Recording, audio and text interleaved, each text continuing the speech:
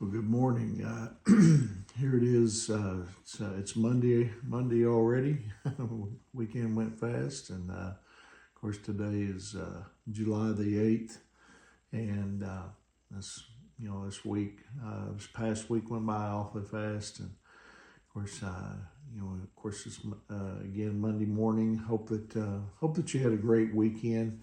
It's could have been a long weekend for you, with the 4th of July being on Thursday. But whatever the case may be, I hope you had a great weekend. I hope that you were able to, be with family and share some time with them. And anyway, just have a great time. And, hopefully you got to worship at the place of choice yesterday. And I know we had a wonderful service yesterday morning. And, Anyway, now here it's Monday morning, and another new week is ahead of us, a new week of opportunities. And anyway, hope this morning finds you feeling well, and hope that you're well rested and ready to tackle these opportunities that God has blessed us with. This morning, I want to share a devotional with you entitled "Signs of a Working Conscience." You're never going to stop sinning as long as you're breathing. But there's a difference between, being a sinner and, living in a pattern of sin. And if you're a true Christian, you won't live in a pattern of sin. The Bible tells us in 1 John chapter 3, verses 9 and 10, it says this: "Those who have been born into God's family do not make a practice of sinning, because God's life is in them. So they can't keep on sinning because they are children of God.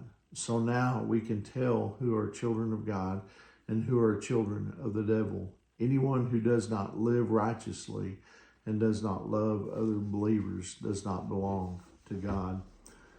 So for example, if you're a Christian and you start to contemplate doing, something that is sinful and you're aware that it's wrong, that's really a good sign.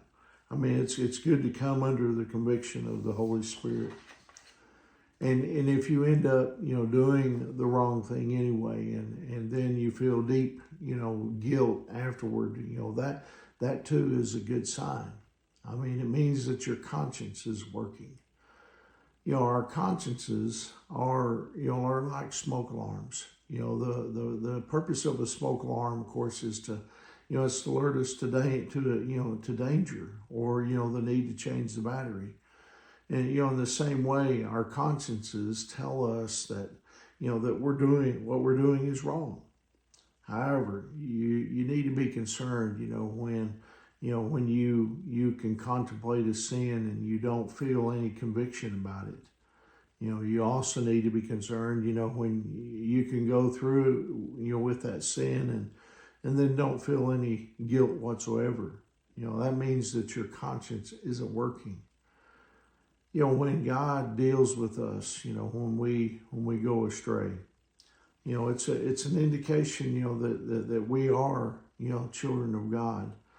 The writer of Hebrews in Hebrews chapter 12, verses 5 and 6 says this: "My child, don't make light of the Lord's discipline, and don't give up when he corrects you. For the Lord disciplines those he loves, and he punishes each one he accepts as his child." See, the fact that, God convicts you and that he disciplines you, when you have gone astray, says that you are a child of God. If your children, do something wrong and you discipline them, you're just simply doing your job as a parent. That's your responsibility. However, if someone else's, children misbehave, that's not your responsibility. Their discipline is the responsibility of their parents. In the same way, God, he disciplines us because we are his children and he loves us. Maybe you've been doing, some things that you maybe shouldn't be doing, and you've sensed the discipline of God in your life, or you're feeling guilty. If so, rejoice. Listen, it means that your conscience is working.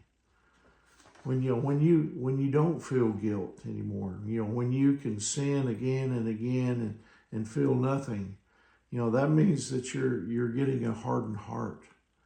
The Bible warns us in Proverbs chapter 14, verse 12. It says, there is a path before each person that seems right, but it ends in death. Listen, if you feel guilt for your sin, here's what you need to do. Go to Christ. He will forgive you. That's why he died on the cross, and that's why we need to go to him daily. Because, there's little things that, we do, probably every day, because, even though we may be believers in Jesus Christ, we still live in a sinful world. We still, we're still in these sinful bodies until the day Jesus takes us home or he comes back. And so we have to deal with that every day and allow God to help us get through all those things. But anyway, I hope that encourages you here on this Monday morning. I hope you have a wonderful day. Remember, Angie and I, we love you guys, and we're praying for you. And Lord willing, I'll see you tomorrow morning. God bless you.